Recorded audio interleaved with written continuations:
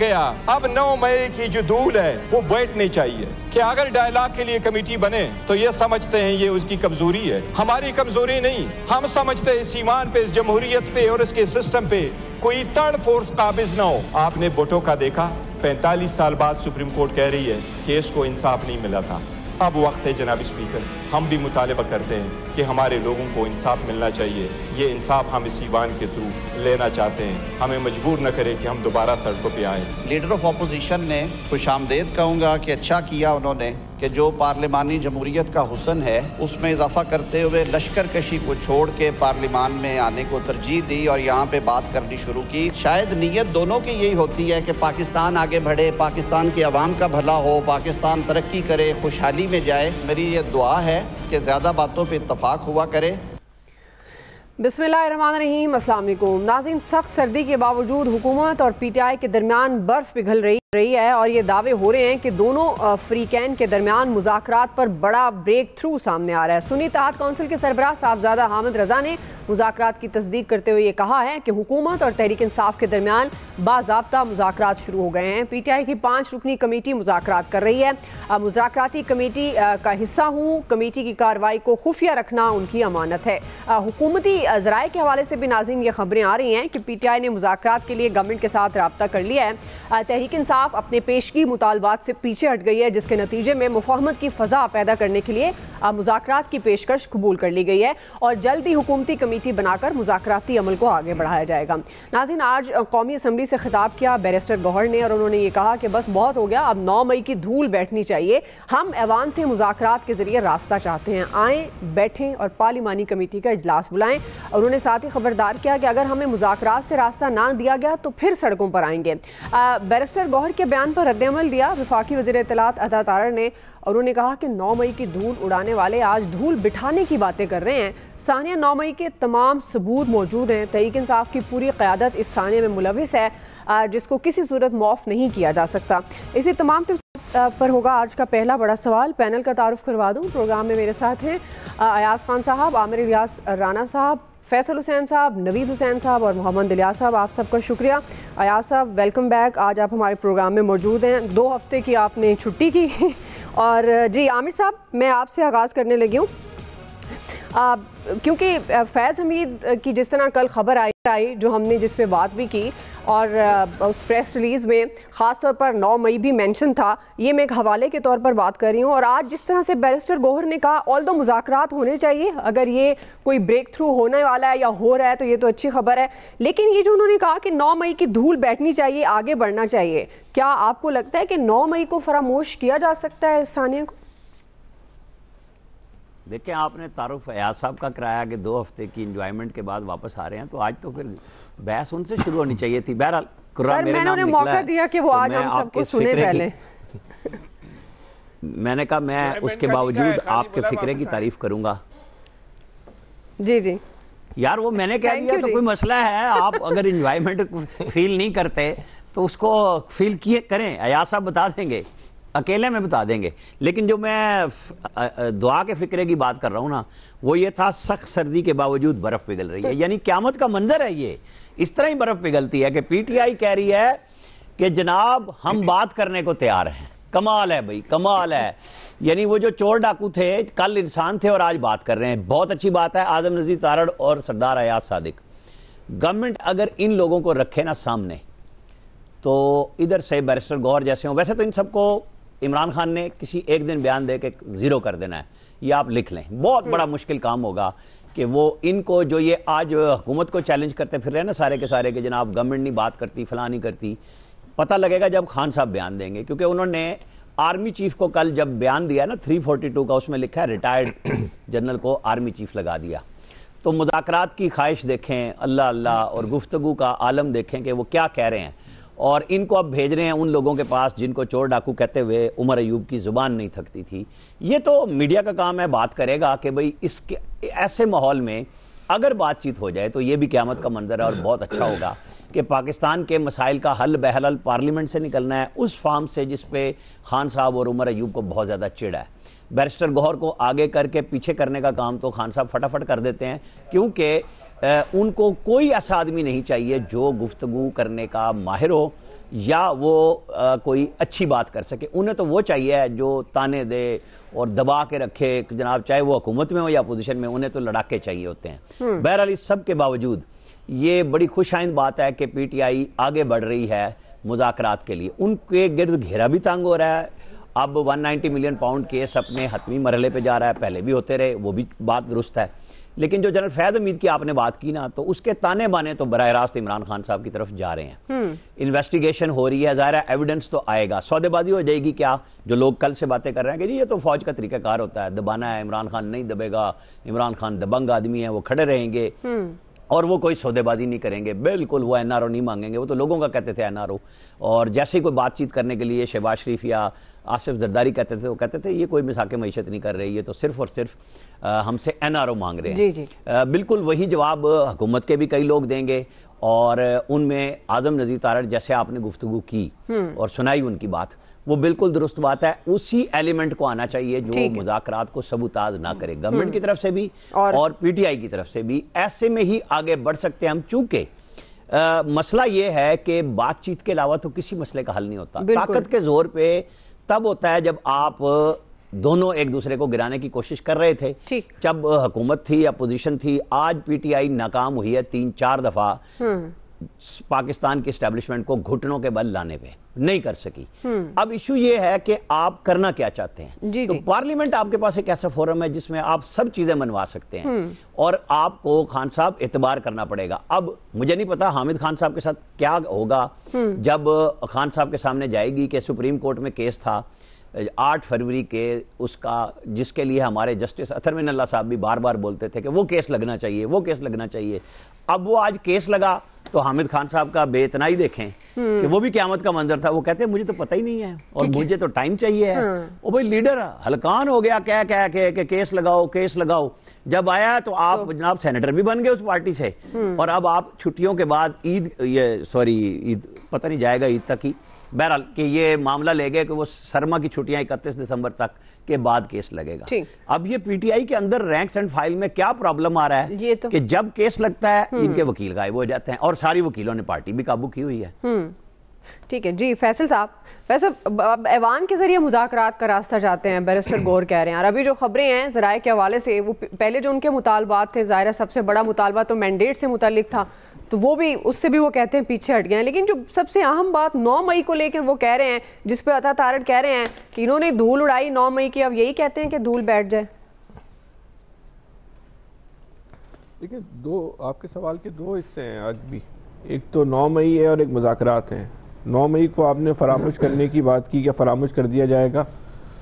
हाँ, फरामोश कर दिया जाएगा, लेकिन किया नहीं जाना चाहिए। इस मुल्क का एक अलमिया होगा इनको अगर 9 मई को जो है फरामोश कर दिया जाएगा, क्योंकि हमें सब बातें जो है वो रियासत नहीं बताई है कि 9 मई को जो है इस मुल्क में तारीख की बदतरीन दहशतगर्दी हुई, रियासत पे हमला हुआ। अब सारी बातें रिपीट करने का कोई फ़ायदा नहीं है, लेकिन ये सब बातें हमें रियासत नहीं बताई हैं। तो 9 मई पे तो मुज़ाकरात होते क्यों हैं? 9 मई पे तो हमें इस बात का जवाब दिया जाए अब तक सज़ा क्यों नहीं हुई, किस बात के लिए 9 मई को जो अटका के जो है वो अब तक जो है रखा गया है। फैज़ हमीद साहब का ताल्लुक है या नहीं, उसको आप 9 मई से क्यों जोड़ते हैं? अगर फैज़ हमीद साहब भी इसमें मुलव्विस है तो इनको भी सज़ा दें। लेकिन फैज़ हमीद का मामला तो चले कल से शुरू हुआ है, वो तो 1 साल पहले से मामला चल रहा है कि 9 मई, तो भाई सज़ा दें। हम तो उस दिन के मुंतज़िर हैं कि जब ये इसको फरामोश कर दिया जाए, ताकि हम भी तो पूछ सकें ना कि इस मुल्क में कितने कवानीन है ताकतवरों के लिए और किसी के लिए क्या, किसी के लिए क्या है। लेकिन जब फरामोश होगा, अभी नहीं ना, जल्दी नहीं करो ना आमिर भाई, इतनी जल्दी क्यों कर रहे हो? जब फरामोश हो जाएगा आप आ गए ना वहीं पे कि किसी का छोड़ दिया, किसी आपको बहुत जल्दी है नहीं? अच्छा सुन ले नहीं हम तो चाह रहे हैं यार सारे मामला तय हों। जहाँ तक देखिए मुज़ाकरात की बात है, नहीं होंगे हुकूमत से मुज़ाकरात, जो नज़र आ रहा है। अगर ये मुज़ाकरात हो रहे, ज़ाहिरी तौर पे हो रहे, तो फिर ये समझ लीजिए कि पसे पर्दा सब कुछ तय हो चुका है। फिर दोनों फरीकैन, जो असल फरीकैन है, तहरीक इंसाफ और इस्टेब्लिशमेंट, एक दूसरे को महफूज रास्ता दे रहे हैं कि भाई हुकूमत और ये आपस में मुज़ाकरात करके कोई जो है वो रास्ता निकालने, पसे पर्दा हो चुके हैं। अगर पसे पर्दा कोई मुज़ाकरात नहीं हुए तो आप इस बात का यकीन कामिल कर लें कि सामने भी कुछ नहीं होगा। इस हुकूमत के साथ और तहरीक इंसाफ के साथ कभी भी नतीजा खेज मुज़ाकरात नहीं हो सकते। ये एक ज़मीनी हकीकत है। इस हकीकत को इस मुल्क के दानिश्वरों को तस्लीम कर लेना चाहिए। जो तस्लीम नहीं करते वो कहते हैं कि वो तहरीक इंसाफ जो है हुकूमत से बात करे या हुकूमत तहरीक इंसाफ से बात करे। ये काम इस मुल्क में हो ही नहीं सकता, मुमकिन ही नहीं है। 0% जिसको कहते हैं ना, कोई इस बात का कोई जो है ना इम्कान नहीं है। हाँ, अगर पसे पर्दा कोई मुज़ाकरात हो चुके हैं और उनको किसी फ्रेम में लाने के लिए, कोई कानूनी दायरे में, अखलाकी दायरे में, जमहूरी दायरे में लाने के लिए कोई सामने फोटो सेशन हो जाए तो वो एक अलग बात है। बस सूरत दिगर जो है वो कुछ भी नहीं है। अगर ये बैरिस्टर गौर साहब ने अपने तय कोशिश की है, बोल तो इनमें इतनी हिम्मत नहीं है, अपने तय कोशिश कर लें। अगर उन्होंने कर भी ली है, बेसाख्तगी में और रवानी में इनके मुँह से ऐसी कोई बात निकल गई है, तो वो आमिर साहब की बात बिल्कुल सही है कि इनको बहुत जल्दी जो है ना वो शटअप कॉल मिल जाएगी। इनको उस वक्त भी शटअप कॉल मिल गई थी कि आपको तो सियासत के अलिफ बे का भी नहीं पता। सिर्फ डी नहीं बल्कि ये भी कहा गया जाके ये मेरे हवाले से बात जो है मीडिया को बता दी जाए कि बैरिस्टर गौर को जो है ना वो सियासत की जो है ना वो अलिफ बे का जो है ना इल्म नहीं है। तो बहरहाल इस जो हम और आप समझ रहे हैं या जो हमें आपको नजर आ रहा है, ऐसा जो है ना वो कुछ नहीं है। अगर इसमें हमें किसी किस्म की खुश फहमी में मुब्तला नहीं होना चाहिए, लेकिन मसले का हल जो है वो मुज़ाकरात में ही है, मसले का हल जो है वो बातचीत में ही है। रास्ता यहीं से निकलेगा, लेकिन जहां से रास्ता निकल सकता है वही अगर बातचीत करेंगे तो वहीं से रास्ता निकलेगा। शहबाज शरीफ की गवर्नमेंट से मतलब कैसे जो है रास्ता निकल सकता है, मतलब ये सोचना भी जो है ना मावरा अकल बात है। कुछ भी नहीं हो रहा है सर। जी नवीद साहब। अच्छा दुआ, इस हद तक तो मैं फैसल से इत्तेफाक करूंगा कि मेरा नहीं ख्याल कि कोई मुज़ाकरात हो रहे हैं। अगर मुज़ाकरात हो रहे होते तो दो तरह की चीज़ें जो है वो ना पुश की जा रही होती। जो गवर्नमेंट के मिनिस्टर्स के स्टेटमेंट हैं, अगर उनको देखा जाए तो वो कहीं से भी ऐसा नहीं लगता कि वो टेम्परेचर को जो है वो पॉलिटिकल टेम्परेचर को, सियासी हैजान को कम करने की किसी तरह से भी कोशिश की जा रही है।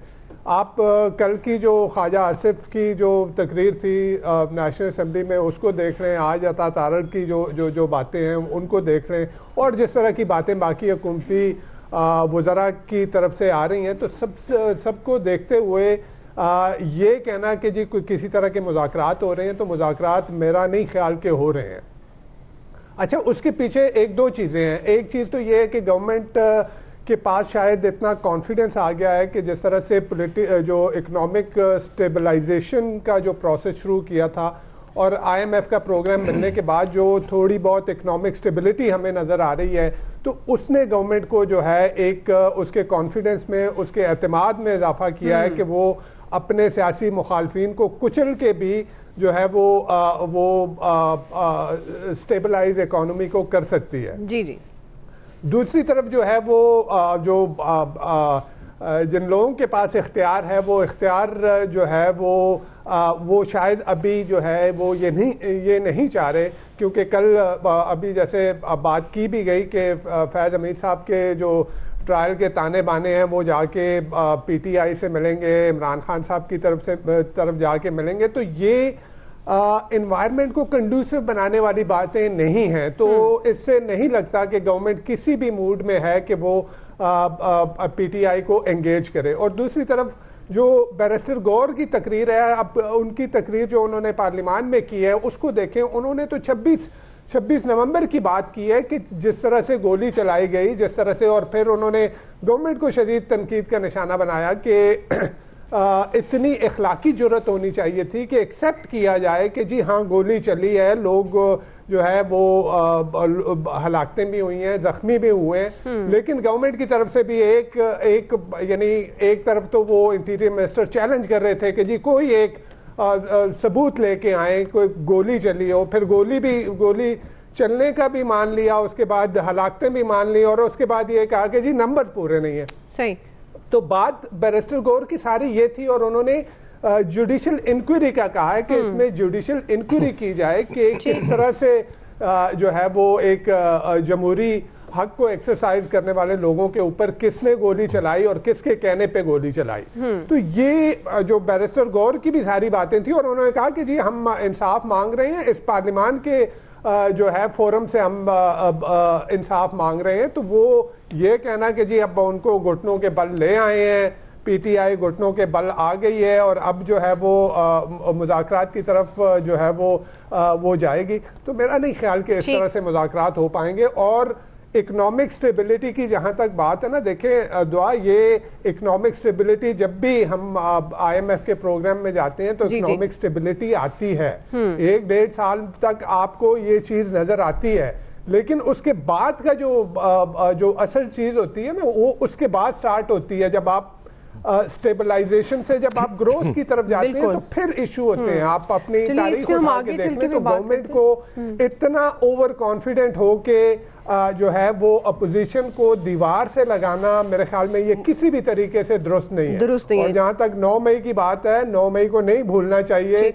रियासत के इदारों पे हमला हुआ था, रियासत के इदारों पे हमला रियासत पे हमला था, लेकिन उसके साथ साथ ये भी हो कि राइट टू फेयर ट्रायल हो, पूरी तरह अपने आप को डिफेंड करने का जो है हक देना चाहिए, और उन लोगों को माफी तलाफी भी नहीं होनी चाहिए, उन लोगों को कैफरे किरदार तक पहुंचाना चाहिए, लेकिन ड्यू प्रोसेस के जरिए। ऐसा ना हो कि जैसे जुल्फिकार अली भुट्टो को जो है उनको फांसी चढ़ा के उसके बाद जो है दहाइयों बाद आके सुप्रीम कोर्ट उसको जुडिशियल मर्डर कहती है, तो खुदा न खासा हम एक और तारीख ना बना रहे हो। बिल्कुल आपकी बात दुरुस्त है, जो एक प्रोसेस है उसको फॉलो करना चाहिए। जी अयाज साहब, आपको क्या लगता है 9 मई को फरामोश किया जा सकता है? और इस सानिया को पसे पुश डालकर ये जो मुज़ाकरात की बात हो रही है कि आप इस पर मट्टी डालें, अब आगे बढ़े मुज़ाकरात की तरफ और ऐवान से ही रास्ता निकलेगा, क्या आपको लगता है कि दोनों हुकूमत और तहरीक इंसाफ अपोजिशन दोनों की तरफ से ये मुज़ाकरात का स्टेप आगे बढ़ता हुआ नजर आ रहा है?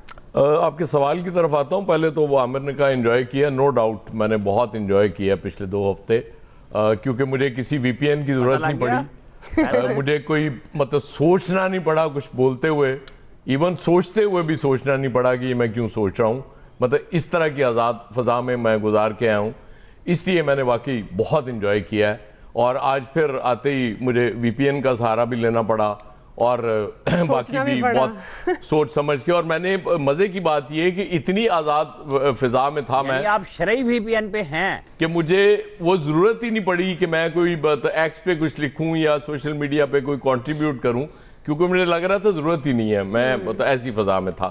तो बहरहाल अल्लाह ताला करे कि हम भी कभी दोबारा इस सरजमीन पे भी यही हालात हमारे दोबारा हो जाएं और हम इतनी ही आज़ाद फ़ज़ा में सांस ले सके, बात कर सके। देखिए 9 मई की जहाँ तक बात है, ये मेरा पहले दिन से मौक़िफ़ है कि रियासत को 9 मई से आगे बढ़ना पड़ेगा अगर इस मुल्क ने ट्रैक पे वापस आना है।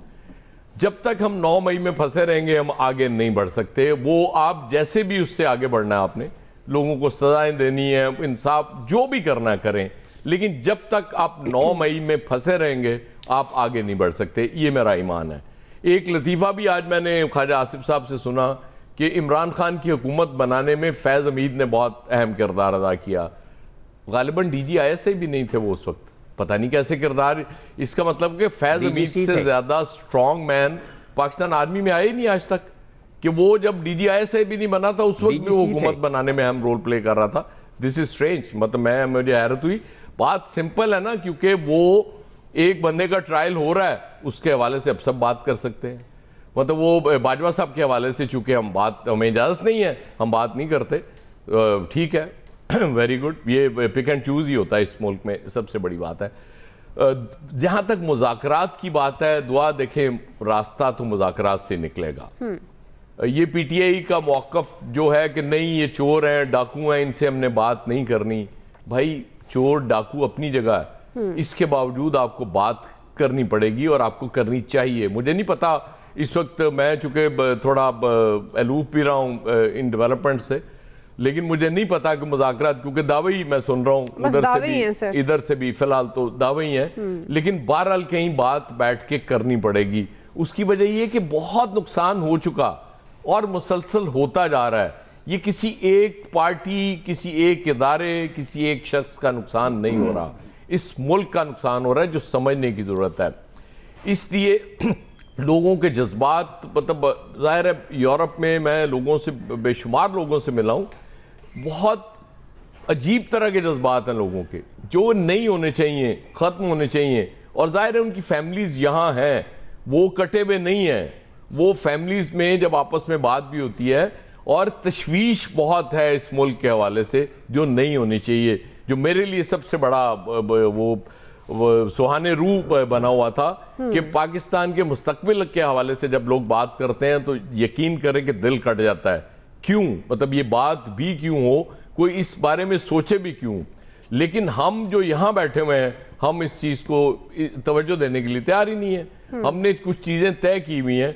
एक बात तो तय है, ये जो शहबाज साहब की गवर्नमेंट है ये बहुत वीक है। मैं आपको बताऊं, ये इस गवर्नमेंट के होते हुए आप ये मतलब वक्ती तौर पे थोड़ी स्टेबिलिटी आपको नजर आ जाएगी, ये लॉन्ग लास्टिंग नहीं होगी कभी भी। ये जल्द या बदेर आपको इलेक्शन में, फ्रेश इलेक्शंस में जाना पड़ेगा।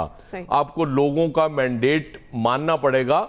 हाँ, आपको 19-20, 18-20 तो आप कर सकते हैं, लेकिन ये नहीं हो सकता कि को 2-20 का फर्क या 4-20 का या 5-20 का फर्क डल जाए, फिर चीज़ें स्टेबलाइजेशन की तरफ नहीं जाया करती, चीज़ें खराब होने की तरफ जाती, जो हमने देखा है अभी तक हो रहा है इस मुल्क में। तो इसलिए बेहतर यही होगा कि सब लोग इंक्लूडिंग पीटीआई, सब लोग इस चीज को रियलाइज करें कि आगे का रास्ता बात करके, और ये तरीका होता है ना कि आप पार्लियामेंट में बात करें, आपकी बात नहीं मानी जाती है, आपके मुज़ाकरात कामयाब नहीं होते, फिर आप सड़कों पे आ जाएं। वो ऑप्शन तो हर वक्त आपके पास मौजूद होता है। जी। उस दौरान आपको इतना टाइम भी मिल जाता है कि आप रीऑर्गेनाइज हो जाते हैं, आप रीगेन कर लेते हैं अपनी उसको फोर्स को, और आप दोबारा वो एहतजाज कर सकते हैं। इसलिए बेहतर यही है कि कहीं बैठ के बात करके आगे बढ़ा जाए और कुछ चीजें मतलब बेसिक्स तय कर लें। बाकी बाद में चीजें होती रहेंगी, लेकिन बेसिक्स एटलीस्ट जरूर तय हो जाएंगी। जी इलियास साहब, दुआ छोटी सी बात मुझे करनी है। अच्छा, आमिर साहब की ऑडियो लेवल बढ़ा दीजिए। जी आमिर साहब। हाँ जी, मेरी आवाज। मैं बता रहा हूँ कि उस वक्त जनरल फैद हमीद डीजीसी थे ISI में, और शौकत अजीज सिद्दीकी ने जिस आज़ादी को आज ढूंढ रहे हैं वो उस वक्त भी नहीं थी। अगर हम किसी खुशफहमी में और गलतफहमी में हैं, शौकत अजीज सिद्दीकी ने पिंडी बार में तकरीर करके कहा था कि मुझे जनरल फैद हमीद ने घर पे आके कहा कि तुम मेरी नवाज शरीफ के ऊपर की गई 2 साल की मेहनत को ज़ाया कर दोगे, जिसकी पादाश में उन्होंने नौकरी से निकाल दिया गया था सुप्रीम कोर्ट की, सुप्रीम जुडिशल काउंसिल से, जो अब जाके बहाल हुए वो, कि उनकी रिटायरमेंट कर दी गई। तो ये बातें रिकॉर्ड पे हैं कि उस वक्त भी टीवी पे बात नहीं होती थी और सोशल मीडिया पे भी लोगों को बहुत उठाया जाता था। तो हम ऐसी आज़ादियों को करें कि हर दफ़ा ऐसा हो रहा था, सिर्फ आज ऐसा नहीं हो रहा कि हम कहें कि पता नहीं आज कोई ब्लैकआउट है और तारीख वक्त है। वहाँ पे मरियम नवाज की भी तकरीर उस वक्त टीवी पे नहीं आया करती थी, और जनरल फैद हमीद का ही तोती बोला करता था। डीजीसी के तौर पे वो ये सारे काम जनरल बाजवा की इंस्ट्रक्शन पे कर रहे थे। लेकिन बाजवा साहब को तो क्लीन चिट दे रहे हैं ना ख्वाजा साहब मुसलसल। जो चीजें उस वक्त बुरी थी वो अगर वो चीजें आज मौजूद हैं, कहा कि फैद हमीद का कोई ताल्लुक नहीं था, मैंने सिर्फ उसको ठीक किया है। मतलब मैं ये कह रहा हूँ कि वो ही स्ट्रॉन्ग मैन था इतना कि उसी ने सब कुछ किया, और तो बाकी मैंने कोई खबर की बात ही नहीं की, इसलिए शौकत अजीज सिद्दीकी का नाम लिया। नहीं वो ठीक है, वो देखे आइडियल तो यहाँ कभी भी नहीं रहे राना साहब, लेकिन चीजें वर्स्ट से वर्स्ट हुई हैं ना। मैं इसीलिए कह रहा हूँ कि हमें जो आजादियां ढूंढनी है तो फिर सारों को मिला के ढूंढनी है। इलियास साहब, अभी कम आजादी है, जो बोल रहे हैं मेरी बात पर भी सब देख लें, आपकी बात पे सब आजाद हो जाते हैं। देख लें, इससे ज्यादा आजादी क्या चाहिए आपको कि आप इलियास साहब की। अच्छा, ये आप सब बोल रहे हैं पीटीआई की जो है, जो क्या कहते हैं, वो देखें उन्होंने जो अपनी शराइत रखी थी वो शराइत अब वापस ले ली है, ये देखना चाहिए। अगर मुज़ाकरात हो रहे हैं, मुज़ाकरात अगर हो रहे होते तो कोई ना कोई चीज़ें सामने आप ज़रूर आती कि जो शराइत थी इन्होंने कि गवर्नमेंट अपना मैंडेट उनका जो है वो वापस, जो चोरी की है, जो इल्ज़ाम लगाते हैं कि चोरी किया है, वो वापस कर देगी गवर्नमेंट, हुकूमत छोड़ देंगे। ये सारी चीज़ें हैं कि वो बात बिल्कुल ठीक है।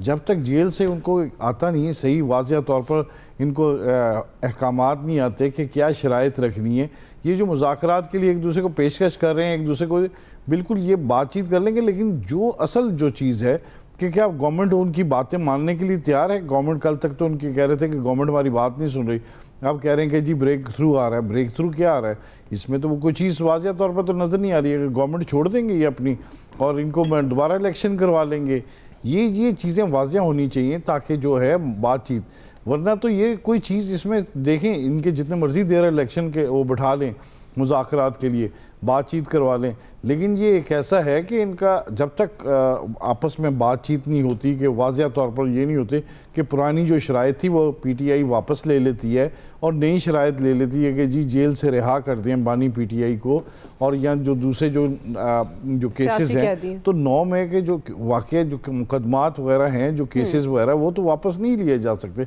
और ना उनको वापस करना चाहिए। उससे मुतल्लिक जो चीज़ें हैं कि उस पर उस केसेस चलने चाहिए, ताकि ऐसा जो है वाक़या जो हुआ है उसमें मुल्क की तारीख में इसको जो इसमें जिन्होंने किया ये सब जो इसमें मुलव्वस हैं उनको सज़ा मिलनी चाहिए, ताकि आइंदा ऐसा वाक़या ना पेश आए। तो ये जो मुज़ाकरात की बातचीत कर रहे हैं, ये इसमें कोई इसमें वो नींद नज़र आ रहा है इस वक्त कि सदाकत, ये तो सिर्फ वैसे ही बातें कर रहे हैं कि कोई आपस में बैठ के जी बातचीत कर ली जाए। किस चीज़ के बर्बाद करें? पार्लियामेंट में जाएँ, जाके उधर जाके बातचीत करें, अपनी तकरीरें करें, उधर जाके अपने मुतालबात मनवाने की कोशिश करें, वरना तो इधर इस सूरत में कुछ तो नज़र नहीं आ रहा कि कोई जल्द कोई ऐसे मामला तय पा जाए। ठीक है जी, पॉइंट का क्विकली ब्रेक से वापस आएंगे। दूसरा बड़ा सवाल, वज़ीर आज़म ने नए 5 साला उड़ान पाकिस्तान के नाम से मुआशी प्लान की मंजूरी दी है। अब हम सवाल रखेंगे, क्या पाकिस्तान की मईशत उड़ पाएगी? राय लेंगे ब्रेक के बाद। इन्फ्लेशन का डेफिनेशन पूछे, rate of increases of prices over a period of time and that time is 1 year. Who can say कि ये इन्फ्लेशन नीचे आ गई है? कौन कह सकता है? इन देयर राइट माइंड कोई बंदा कह सकता है? झूठ है ये। मैं चैलेंज करता हूं कोई यहाँ पे बात करे कि इन्फ्लेशन नीचे आ गई है। जनाब स्पीकर, मुल्क में रूल ऑफ लॉ ही नहीं है। जो वजीर आज़म इमरान खान साहब बात करते हैं ना रूल ऑफ लॉ, जब रूल ऑफ लॉ आएगा तो इन्वेस्टमेंट आएगी। ये वज़रा जाके कभी चीन जा रहा है, कभी किधर जा रहा है, कोई किधर जा रहा है, इनकी आए बाएं शाएं हम लोग देखते हैं, रिजल्ट जीरो। नाज़रीन, सियासी इंतशार के साथ साथ मौशी बेहतरी के लिए कोशिशें जारी हैं। प्राइम मिनिस्टर शहबाज शरीफ ने पायदार मौशी तरक्की के लिए नए 5 साला उड़ान पाकिस्तान प्लान की मंजूरी दी है। नेशनल इकनॉमिक ट्रांसफॉर्मेशन मंसूबे के तहत अगले 5 साल में जीडीपी की शरह को बढ़ाकर 9.8% तक ले जाने का हदफ मुकर्रर किया गया है, जबकि शरह खानदगी को 70% तक बढ़ाने और गुर्बत में 13% तक कमी लाने का प्लान शामिल है। एक सर्वे रिपोर्ट के मुताबिक मईशत को मजबूत करार देने वालों की तादाद 4 गुना बढ़ गई है। मईशत को कमज़ोर कहने वालों की तादाद 9 पॉइंट्स कम हुई है, जबकि अवाम इस बात पर मुत्तफिक हैं कि महंगाई 3.5 साल की कम तरीन सतह पर आई है। अपोजिशन लीडर उमर अयूब ने हुकूमत के मुआशी अदाद-ओ-शुमार को जारी कहा है और ये चैलेंज किया है कि महंगाई कम नहीं ज़्यादा हुई है। इसी से मुतालिक सवाल नवीद साहब आपसे करिए, वक्त का ख्याल रखिएगा। नवीद साहब, प्राइम मिनिस्टर ने नए 5 साला उड़ान पाकिस्तान के नाम से मुआशी प्लान की मंजूरी दी है। आप समझते हैं क्या पाकिस्तान की मईशत उड़ पाएगी? अच्छा, दुआ एक बात तो जो उमर अयूब साहब ने की है वो तो ठीक है, ठीक इन द सेंस कि देखें, अगर एक चीज़ जो है वो 150 रुपए की थी ना आज से 1 साल पहले, तो वो 155 रुपए की हुई है। इसका मतलब ये नहीं है कि वो 150 से 140 या 145 पे गई है। तो गुर्बत बढ़ने की शरह, सॉरी जो इन्फ्लेशन बढ़ने की शरह जो है वो कम हुई है। तो इस हद तक तो उनकी बात ठीक है। अच्छा, दूसरी तरफ जो बात है, जो प्राइम मिनिस्टर साहब ने नया इकनॉमिक प्लान दिया है, 5 साला मंसूबा दिया है, तो जो अभी के इकनॉमिक इशारे हैं वो बेहतरी दिखा रहे हैं। आप देखें, इन्फ्लेशन जैसे मैंने कहा पहले, इन्फ्लेशन आपकी कम हुई है, आपके फॉरेन एक्सचेंज रिजर्व जो हैं वो बढ़ गए हैं, आपका जो डॉलर है वो एक जगह पे रुका हुआ है, आपकी जो एक्सपोर्ट्स हैं वो ऑल्दो के वो एग्रीकल्चर साइड पे हैं वो बढ़ गई हैं, आपकी रेमिटेंसेस जो है वो बढ़ गई हैं। तो इससे जो है एक स्टेबिलिटी हमें नज़र आ रही है इकोनॉमी में। लेकिन ये बात भी जो है अगर माजी में भी उठा के देख लिया जाए कि जब भी हमने IMF का प्रोग्राम लिया है तो IMF के प्रोग्राम के पहले 1, 1.5, 2 साल जो होते हैं वो स्टेबिलिटी रहती है। अच्छा, इशू कहां से शुरू होता है? इशू वहां से शुरू होता है जब आप स्टेबलाइजेशन से ग्रोथ की तरफ जाते हैं, और यही हमेशा हुआ। पिछली PTI की गवर्नमेंट में भी यही बात हुई थी। आप देखें, एक at one point in time जो आपके फॉरेन एक्सचेंज रिजर्व थे वो $16 अरब के ऊपर खड़े थे, और फिर वो अचानक से जो है वो किस तरह से नीचे आए। अच्छा, ग्रोथ के लिए आपने क्या करना है? ग्रोथ के लिए ऑब्वियसली आपने इंपोर्ट्स के ऊपर जो आपने इस वक्त कदगने लगा रखी हैं वो आपने उठानी होंगी, और जब इंपोर्ट्स बढ़ेंगी तो ऑटोमेटिकली आपका जो फॉरेन एक्सचेंज रिजर्व्स हैं उन पे हिट आएगी। तो वहां पे जाके इश्यूज जो हैं वहां पे शुरू होते हैं। अच्छा, गवर्नमेंट, जैसे मैंने कहा कि आपको स्टेबलाइजेशन तो नजर आ रही है, लेकिन गवर्नमेंट को भी जो अपने टारगेट रखने चाहिए तो वो रियलिस्टिक रखने चाहिए। ठीक है जी। इस वक्त आपकी पिछले साल आपकी गुर्बत की शरह 41% के करीब थी। आप कैसे कह रहे हैं, मेरे ख्याल में जादू की छड़ी है क्या कि आप जो है उसको 13% पे ले आएंगे? आ गया पॉइंट। फिर यहाँ पे नेगेटिव ग्रोथ से आप कह रहे हैं कि जी 9.5 की ग्रोथ पे चले जाएगी, तो क्या जादू की छड़ी है कि उससे आ जाएगी? ओवरऑल आप देख लें, आपकी वर्ल्ड बैंक की रिपोर्ट अभी कुछ दिन पहले आई है, पाकिस्तान का टोटल डेट जो है 130 अरब डॉलर का है। आपकी टोटल एक्सपोर्ट जो है वो सिर्फ 30 अरब डॉलर की हैं। तो आप अपने कर्जे ही नहीं चुका पाएंगे तो आप कहेंगे कि जी इतने बड़े बड़े दावे आप कर रहे हैं। ठीक, ये उड़ान पाकिस्तान इसका नाम रख लें, चटान पाकिस्तान रख लें, जो मर्जी रख लें, ये हुकूमतें इसी तरह के गोरख धंधे शुरू किया करते हैं। आदादो शुमार में ही बेसिकली उलझाना होता ना। हमने देखें, जब मुल्क की बात अपनी जगह, जब आम आदमी की कुव्वत खरीद की बात करते हैं, तो हम जब जाते हैं कुछ चीज़ें खरीदने, हमें पता चलता है कि हाँ जी ये चीज़ तो इतनी सस्ती हो गई, या चलें इसकी कीमत नहीं बढ़ी पिछले 3 महीने से, हमें लगता है कि ठीक है अब महंगाई कम होना शुरू हुई है, वो तो कहीं नज़र नहीं आती। और गवर्नमेंट मतलब ये ऐलान तो कर दिया कि जी हम 5 साल प्लान दे रहे हैं, आपको किसी एक गवर्नमेंट का कोई एक्शन ऐसा नजर आया कि उन्होंने अपने के अखराजात कम किए हों, कोई इस्लाहात लेके आ रहे हों किसी स्टेज पे? नो, अपने अखराजात उनकी उसी तरह बढ़ते जा रहे हैं, उसमें वो कोई कमी करने के लिए तैयार नहीं है। आए दिन पता चलता है जी कि फलां का बजट बढ़ा दिया, फलां की तनख्वाहें बढ़ा दी, मराद बढ़ा दी, उसमें कमी नहीं ला रहे। जब तक इस्लाहात नहीं आएंगी, ये जितने मर्जी आप प्रोग्राम ले आए, वो बात ठीक है ना, जब आपने पे बैक करना शुरू करेंगे, आप अपनी किस्तें देना शुरू करेंगे, फिर आपको पता चलेगा। उस तरफ हम कुछ नहीं कर रहे। उस वक्त तक, जब तक वो कोई कंक्रीट ठोस इकदाम नजर नहीं आएगा, तब तक ये सारे दावे ही हैं। और ऑपोजिशन ने तो जाहिर कहना ही होता कि कुछ भी नहीं हो रहा। जी आमिर साहब। माशाल्लाह हमारे पास तो, हम खुद भी नहीं कहते कि हम अच्छे हैं या बुरे हैं, हम तो जेब पे देखते हैं कि जेब पे क्या असर आ रहा है और नहीं आ रहा। लेकिन जब हम डॉलर बढ़ रहा था हम भी पीट रहे थे, जब स्टेबल हुआ तो हम कह रहे हैं कि डॉलर रुक गया है, रुपया कुछ मुस्तहकम हुआ है, हमारे फॉरेन रिजर्व एक्सचेंज जो हैं वो बेहतर हुए हैं, अफरात ज़र की शरह में कमी हुई। इन सब के बावजूद हम चूँकि बहसियत कौम हमने यही काम करना होता है, हुकूमत कोई भी हो, असल इशू आम आदमी का है कि उसको कब रिलीफ मिलता है। लेकिन महंगाई की शरह रुकना क्या रिलीफ में नहीं आता? कि हमने अगर ये तय कर लिया है कि जी ये तो देखें जी पिछले साल में ये था, पेट्रोल ये था, आलमी मंडी था, फलां था, आप 5 साल की उस पे शरह पे चले गए कि जी महंगाई जो है, आप ना माने, नवीथा वाली बात मान लें कि ये महंगाई की शरह रुकी है, तो 5 साल पीछे तो जाके रुक गई, जिस बात को मान रहे हैं। तो क्या कोशिशें करना भी छोड़ दें, अहदाफ बनाना भी हुकूमत छोड़ दे कि नहीं हम तो बस चूंकि बैठे हैं, हाथ पे हाथ रखे हैं, हमारे यहाँ तो लड़ाई हो रही है, देखेंगे हालात जब ठीक होंगे तो फिर हम बयान देंगे? नहीं, ये हुकूमत का फर्ज है। झूठा सच्चा कुछ भी जो आके हुक्मरान बैठा है उसका काम है लोगों को धोखा ना दे। वो ये काम ना करे कि पेट्रोल के लिए आप तय करके कुछ आए IMF से और यहाँ बैठ दें कि मुझे वोट लेने हैं तो मैं रेट कम कर दूं क्योंकि मेरी हुकूमत जा रही है, मुझे तो पता है, क्योंकि वो बाद में कहते थे मुझे तो 6 महीने पहले पता था। भाई आपका रेट बढ़ रहा है या कम हो रहा है, लोगों से सच बोलें, चाहे शहबाज शरीफ वज़ीर आज़म हो या कोई हो। आप लोगों को झूठ नहीं बोलना चाहिए, शराब में नहीं रखना चाहिए, लोगों को बताएं हमारे ऊपर ये प्रेशर है। अगर IMF की कंडीशंस चाहे वो अगले 2 साल ठीक रहती हैं, तो क्या 2 साल में कोई ऐसी बात नहीं हो सकती कि हम जिस बातचीत पे तवक्को भी करते हैं ना, बात कि स्टेबिलिटी आए, सियासी तौर पे हमारा कोई आपस में सियासी जमातों का, पाकिस्तान की मिलिट्री का, अदलिया को कोई पैचअप बन जाए, जिससे क्योंकि इसके नतीजे में ही इस्तेहकाम आना है, इसमें कोई शक नहीं है। लेकिन अगर हम यही रौला डाली रखेंगे, नहीं जी 5 साल की शरह पीछे तक ठीक है लेकिन आगे पता नहीं क्या होगा। भाई पहले तो ये था कि पता नहीं हमारा डॉलर 450 पे जाएगा या 500 पे जाएगा, अब तो उस पर रिपोर्ट्स आ गई ना कि जी एक्चुअली IMF के प्लान में जाने से भी हमारा रुपया 70% रुपए आगे बढ़ा हुआ है, वरना 210 पे होता। लेकिन ये चूंकि हमने आपस में तय किया हुआ कि सियासतदानों ने लड़ना है, हर सूरत में लड़ना है, एक दूसरे की टांगे खींचनी है और हम स्टेबिलिटी की तरफ नहीं जाएंगे। हम बात करते हैं यूरोप की, पता नहीं किसकी, तो हमें लड़ाइयां खत्म करनी होंगी ना पड़ोस से। इंडिया के साथ हमें मुस्तहकम ताल्लुकात की तरफ जाना होगा, ताकि ये जो हम दूर दराज से चीजें महंगी मंगवा रहे हैं वो ले रहे हैं, इस बातचीत को आगे बढ़ाना होगा। इंडिया नहीं कर रहा ना करे, लेकिन हमारी तरफ से रास्ता और राब्ता इंटरनेशनल कुव्वतों के साथ होना चाहिए कि हमें भी खित्ते में और अपने मुल्क में, जहां अपनी की बात करते हैं खित्ते की भी बात करते हैं कि अमन हो। ठीक है जी, क्विकली वापस आएंगे इसी सवाल पे। फैसल साहब और इलियास साहब का टेक लेंगे, हमारे साथ रहिएगा जी। वेलकम बैक नाज़रीन। फैसल साहब, आपको लगता है उड़ान पाकिस्तान नया मौशी प्लान बेहतरी आएगी? देखिए, आम आदमी को ना इशारों का पता है ना इशारियों का पता है।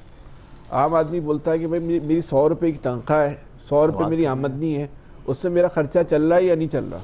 वही सीधी सी बात है। आज से ये 5% महंगाई कम हो गई, 40% बढ़ गई, आम आदमी को नहीं पता। भाई सीधी सी बात है, आप उसका खर्चा चल रहा है नहीं चल रहा। इस प्रोग्राम में सारे तनख्वाहदार लोग बैठे, कोई एक आदमी बता दे कि भाई उसकी जो आमदनी है महीने की, उससे उसके खराजात कम हो गए, हम तस्लीम कर लेते सब कि भाई महंगाई कम हो गई, खराजात बढ़ गए, महंगाई में इजाफा हो गया। सीधा सा फार्मूला है, इसमें किसी किस्म के आपको माहिर मईशत होने की और कोई एक्सपर्ट होने की जरूरत नहीं है। अब आप बता दें, दुआ आपसे शुरू करते हैं कि आपके खराजात कम हुए क्या? रहे ही नहीं, दुआ के तो खराजात खत्म हो गए। रहे ही नहीं, खराजात ही नहीं रहे सर। तो बस नहीं हुई, इसका मतलब महंगाई खत्म। सीधा सा डेटा है, हम 5 आदमी डेटा है। आमिर साहब के अगर कम हो गया तो मुझे नहीं पता। आमिर साहब तो वैसे भी अशराफिया, वो तो तबका अशराफिया में से। जी जी बिल्कुल, मैं याद करा रही थी आपको। जी, ये 4 लोगों से सवाल है। पॉपकॉर्न आप खाते हैं, तबका अशराफिया में हम चले गए यार। जी फैसल साहब, आपकी महंगाई तो अल्ताफ हुसैन की वापसी पे कमी होनी है। नहीं, बस आप इलियास साहब से पूछे, मैंने तो अपनी बात मुकम्मल कर ली। बात मुकम्मल होगी जी फैसल। सही है, मैंने भी तो आपको आपकी बात कही है। जी इलियास साहब, देखिए गवर्नमेंट ने जो टारगेट, इलियास साहब आप रोशनी डालिएगा, गवर्नमेंट ने जो टारगेट आपके खर्चे कम हुए या महंगाई? इलियास साहब का लोग हक मारते हैं। लाइट है कि नहीं, स्मोक है? जी जी, देखिए गवर्नमेंट ने जो रखे हैं टारगेट वगैरह, अल्लाह करे जी अचीव हो, इसमें लोगों का फ़ायदा है, क्योंकि अगर इसके असरात आवाम तक जाएं। लेकिन जब तक ग्रोथ नहीं होगी मुल्क की, मुल्क अपना कर्जा लेना बंद कर देगा, जब कर्जे वापस करना शुरू कर देगा, और इसके अलावा जो है कि रेवेन्यू जो टारगेट हैं वो पूरे होना शुरू हो, अभी डेफिसिट आना शुरू हो गया, टारगेट पूरे नहीं हो रहे। जो इन IMF से वादे किए थे कि जनाब जी वो उन सेक्टर्स को भी लेके आएंगे जो टैक्स नेट में नहीं है, तो वो जो इस तरह की चीज़ें पूरी करेंगे तभी मुल्क पाँव पर खड़ा होगा। ये सिर्फ वादे कर लेते हैं, 1-2 साल चलता है, ठीक है, उसके बाद जी पैसे आ गए जी, इशारे ठीक हो गए, वो सारे लोग यही समझते हैं कि जी अब महंगाई कम हो जाएगी। लेकिन जैसे ही पैसे आने बाहर से बंद होते हैं, उसी तरह फिर दोबारा वही हाल हो जाता है। इनको सही तरह सोचना चाहिए। उड़ान ये नाम रख लें, जो मर्जी नाम रख लें, लेकिन वो रखें जिस पर अमल दरामद करें, जिससे मुल्क अपने पाँव पर खड़ा हो जाए, और मुल्क के जो सही तरह जिस तरह रेवेन्यू जिस तरह चोरी होता है उसकी रोकथाम करें, और वो काम करें बल्कि कहते हैं मेरिट पर काम करें, तब जाके ये मुल्क चलेगा। जो मुल्क की ग्रोथ होगी और इस तरह ये होगा कि रेवेन्यू पूरा होगा, शॉर्टफॉल पूरे होंगे, और IMF से तब छुटकारा। IMF से कितनी दफ़ा कह चुके हैं, हर गवर्नमेंट कहती है जी हम छुटकारा हासिल करें, ये आखिरी कर्जे की आखिरी कर्जा है।